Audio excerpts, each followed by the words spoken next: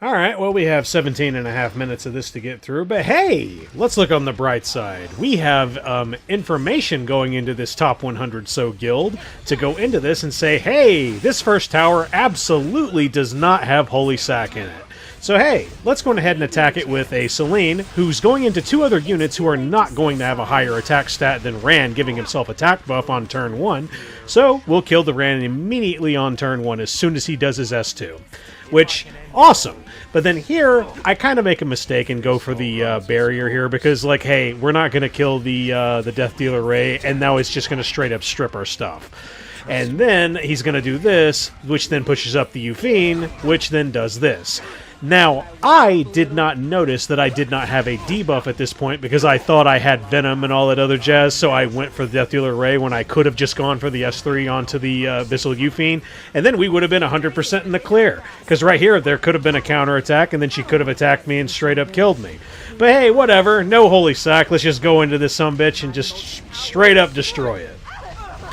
What the fuck is that? That's fucking Holy Sack. So, I'm not gonna go ahead and just be a dickhead about it, because honestly, this very well could have been like a non-plus 30 Holy Sack.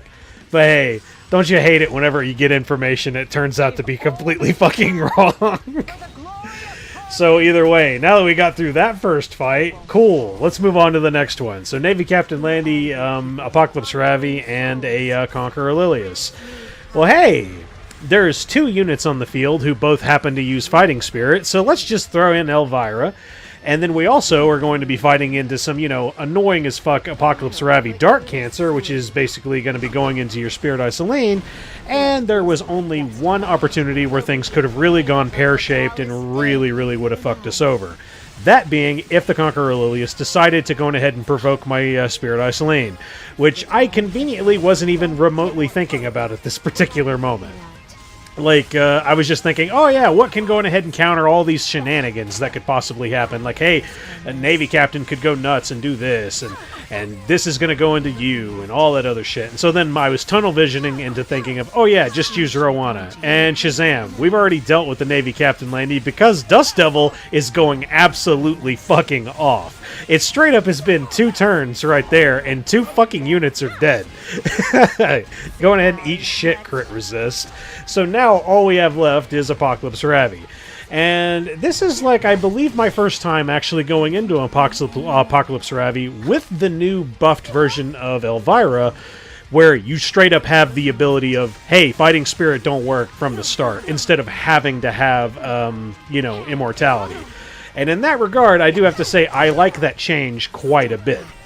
Biggest reason why is because units that usually have Fighting Spirit on them, they usually started with either half of their Fighting Spirit or something along those lines.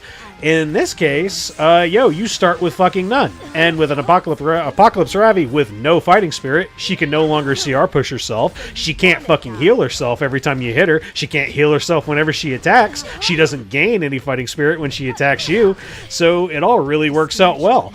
Now, one thing in particular I did do wrong, because this is my first time really trying Elvira with Spirit Eye Celine into a situation that I would want, is I was like, okay, so what do I do whenever it's time to start refreshing the actual immortality? And the answer really is, it kind of depends on your situation. I could have soul burned Spirit Eye Celine for the extra turn to give myself immortality, and if Elvira ever dies, but the smartest decision really is to just soul burn on Elvira, get your S3 back, because any chances of her just getting hit and dying, that kind of is worse. You kind of don't want to have to die and revive. Now, oh goody. It's my favorite character. Everybody loves Nahkwol. And so we're going to go ahead and fight a Nahkwol, an Urban Shadow Choux, and a Abyssal Yufine. And yes, that is Spez on the team. And yes, this Spez sucks ass. We're going to try him out on another particular debut, but on this one, things don't work out well, even though the RNG is absolutely on my side. We dodge almost every single fucking attack that comes through us. But then this fucking happens. LOL, don't you love absolute resistance? So no stun, which means we don't do max damage. Even though that was a deaf broken Abyssal Yufine, we didn't have attack buff, and we just didn't deal enough damage. Now, then some of you are probably watching this and being like, how in the fuck did you not kill that Abyssal Yufine with a Def Broken and, like, you know, Specimen says? Here's the reason why. The reason why I wasn't able to kill is because this is my old school Specimen says that I had built who was really, really thick before his buffs. So, like, now, after this debut, the next time I use Specimen says, he'll be rocking a completely different build that's going to be crit damage based. But here, this one just has a lot of HP. It's just a lot of HP and a lot of defense. Now, fortunately for us, things do work out in our favor anyway. So, yay. We've already killed, like, you know, 2 of the really bad problematic characters. Now all we have left is Urban Shadow Choux, and, well, basically we didn't get lucky enough to keep the stuns going. And now, even if I am able to provoke with Fat Cat here, hey, LOL, bzzzt. Bzzzt is one of the stupidest fucking things, dude. Just the mere fact of how easy it is for Urban Shadow Choux to fucking injure your entire team while being a solo target character, and there is no counter to injury whatsoever in the entire game, that shit still baffles me. But either way, considering we were able to dodge a lot of horse shit, and the Urban Shadow Choux missed on her S3 whenever it went into Fat Cat, basically we are not dead yet. Like, that's the biggest reason why we're not fucking dead. So now, we'll go into this, we'll soul burn the S3 so that we can guarantee a stun so she doesn't take another fucking turn, and also so we have 2 turns of defense break. Now, we'll just go in with Violet and knock this bitch out. Yo, SG, fucking just make a counter to injury, for God's sakes. Just do it. And now my other favorite character. So, like, this is Ran, who's on a team with Zio, and he is actually faster than the Zio. Boy, that's fun when you see it. So I was expecting, you know, Zio to go first, and then he would, you know, he would attack either my Dark Corvus or my Elena, and then we would, like, you know, kind of cycle this other way. So instead, the Ran went first, which then guarantees the Zio is going to go into my Elena. Thankfully, I have Effect Resist, and because of that, I'm able to use my S3 here, so I can cleanse off that Def Break that's on my Dark Corvus. Now, thankfully, we're still able to be gone into a few times from the Landy, because the biggest thing that has not been revealed to anybody here yet is that Landy is actually on an injury set. Yeah! So you're dealing with 2 fast as fuck boys that actually do pretty damn good decent damage. Because, like, you'll even see this Zio eventually kills this Roana at one point. That's how much fucking damage he's doing. And then you also just happen to have in your wings a fucking unit as stupid fuck broken as Landy on an injury set. So, thankfully for us, she's not rocking an excessive amount of HP. I think I saw it was at 14k or something like that, which is really, really low for a Navy Captain Landy. But hey, if you're wanting to do damage and you're also wanting to have, like, any other stats to really make up for it, and you're not on counter set, and you're on an injury set, hey, you gotta make do with whatever you can. And injury set Navy Captain Landys do indeed exist. It's just they are very, very rare. I very rarely do see them, but they do exist. Further, like, reasons for me to, you know, bitch and moan. Hey, yo, why is there still no counter to injury? Like, there's just legit nothing that stops it, other than cleaving the fucking enemy. I just don't understand that. But whatever. Maybe I'm not supposed to understand it. But, like, right here, you'll see Roana going ahead and die. Thankfully, we still had revive buff on her. And we should be able to survive this next few turns. Because, like, Ran is only going to go into either Dark Corvus, is going to go into Elena. Thankfully, he didn't go into Dark Corvus, because that would have done a shitload of damage. And DFI is already up. Now, because DFI is up, we don't have to deal with additional attacks. Sure, it's like, oh, but Roana likes additional attacks. They heal. Well, they do, yes, but this Zio hurts like a motherfucker. So I don't really want to be hit by this guy all that much. And thankfully, we also get a counterattack here. Good old Celestine. And now Rand decides to start waking up here a little bit. I don't think he's procced RNL yet, but sometime around when I think I kill the Zio, then he starts proccing RNL like almost every single fucking turn. Yo, bro, RNL Ran is still the stupidest shit ever, and it's been forever since that whole combo came out, and it's still ridiculous. Now, thankfully for us, we were able to go into the Zeo. I believe we soul burned that S3, and yeah, it nerfed a lot of the damage that went into him. But hey, it's still a soul burned Devil's Descent from Dark Corvus. That does a shitload of damage. Now that Rand is by himself, he's like, oh fuck, I guess I have to work now. So he's gonna start RNLing like crazy. And thankfully for us, I mean, hey, we don't really have to worry about anything else anymore. Because when it's just Ram, and you actually have, like, you know, decent ability to tank, even if he was gonna, like, you know, death break me right there, I don't think he would have killed me if he were to go into my Dark Corvus. But he was just low enough on HP. Hooray! Fuck Ran! That was my first real attempt of going into, like, a random-ass Ran team with just Elena on the team. Maybe didn't need Roana. We'll see. But hey, let's move on to the final match. Oh goody, so it's a Conqueror Lilias, a Apocalypse Ravi, and a Landy again. So basically, we're going to do kind of like the same thing we were doing a little earlier. Hey, I see 2 units that have Fighting Spirit. Let's throw Elvira on that sumbitch. And basically, instead of using Spirit Eye Celine shenanigans to go into it this time, I'm going to try out Martial Artist Ken.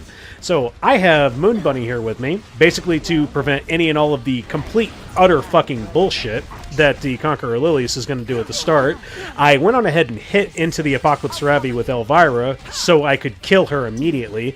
But right here, I just so happened to get, you know, Navy Captain Landy as the pull from the Conqueror Lilias instead of Apocalypse Ravi. Okay, cool, whatever. So we'll just go ahead and take our 2 turns right there, kill the Navy Captain Landy. Now we'll use S3, and we have attack buff before using the S3.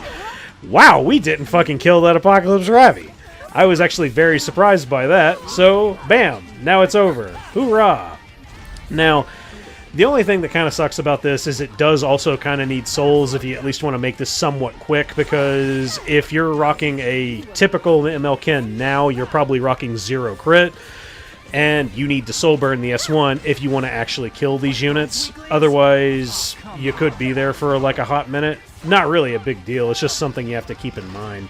But either way, let's move on to the final one here. So ae-KARINA, Abyssal Yufine, and an Ocean Breeze Luluca. Gee, we fought Abyssal Yufine in every fucking fight this go-around, and all of them have had Holy Sack.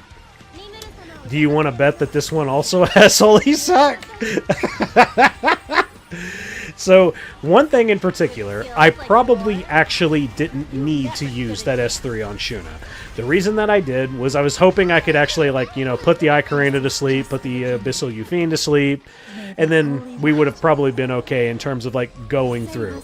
Now, if I didn't do that, then we wouldn't have to deal with this turn right here, because we used a non-attack skill. So now, because we're dealing with, you know, Ocean Breeze going into Lethe, well, that's going to hit. We're going to be hit with Blind, and we're going to be hit with Silence. So now I have to waste a turn, go into another unit. Okay, we'll pick ae-KARINA. Good news is, we have Shuna here, and we haven't used S2 yet. Now we can cleanse. So now we can soul burn on Lethe, go into the whole team. Now that's 2 stacks of omens. We can go 1 more stack of omen into Abyssal Yufine, and if she ain't rocking like over 20k HP, we fucking win. That's basically it. And Shazam, we were able to kill. So, now the rest of the fight is pretty much just surviving ae-KARINA shenanigans until you're able to get Lethe S3s off at any particular moment. Now the only thing that could go wrong here is like, oh no, what if any of them happen to be on injury? Well, here's the good news. The good news is you have no reason to ever assume any of these units would even be on injury. Abyssal Yufine? Absolutely not. I don't think I've ever seen an Abyssal Yufine on injury. I may have seen one. But, like, if she's on injury, she's going to be doing significantly less damage. She very well may not even be on Holy Sack. She could be on, like, mature sunglasses, things of that nature, just to try and get her damage up a little bit. Because, straight up, if she doesn't deal damage on an injury set, she's kind of like a Bellion. And that shit just ain't gonna work. And you still have to hit those stat thresholds with Abyssal Yufine. Like, hey, I have to hit 2k defense. I have to have at least like some attack on the character. I have to have max crit. I have to have max fucking. I have to have as much crit damage as humanly possible. And then I need to also have at least a little bit of speed. And if you don't have like all those stat requirements for it, you're really just kind of wasting your time. So, as we kind of, went round and round, we happened to get lucky enough to where we were able to get our second S3 onto the ae-KARINA. We kill her real quick, then we go again on Ocean Breeze Luluca, and Shazam, we didn't miss. Hooray! That's the end of the Guild War. I need a drink. And with that, ladies and gentlemen, that's it. So... with the original video that I had put out a little while ago, it was like, I was just busting my guild members' balls about that. But like, it is really frustrating now that I really think about it, because a lot of us go into Guild Wars and we happen to like, oh hey, we saw something, or that's the whole reason why I was even recording this stuff in the first place. It was a matter of like, hey, this is what this is, or this is the speed of this, and shit like that. But now, because of how absolutely prevalent and just fucking insane revival kind of is right now, especially with Abyssal Yufine, if you go in with like a plus 27 fucking holy sack and then it doesn't happen, and then you start like giving out false information because hey, it didn't activate for them, say guys, it's non-holy sack, then people go in without like using holy sack like counter shenanigans, and then they get fucked by holy sack. So it's like, I don't know, I would really appreciate if maybe perhaps they started incorporating like artifact preview for any of these fights. Now, I was like, I could have really, really bad negative connotations for the game. I'm sure it fucking does, because I haven't really been thinking about it, but I don't know, man. Have you ever hit that point where it's just like, I'm so sick of all this fucking bullshit that you just like, fuck it. Just buff these characters and just go. I definitely felt that way about Rylet, because when Rylet was first like, oh man, he needs a buff, I legit thought that motherfucker was going to be broken. But then we started entering into this fucking ridiculous meta of like, everything's an offensive non-attack skill, and it's like, everything fucking strips now.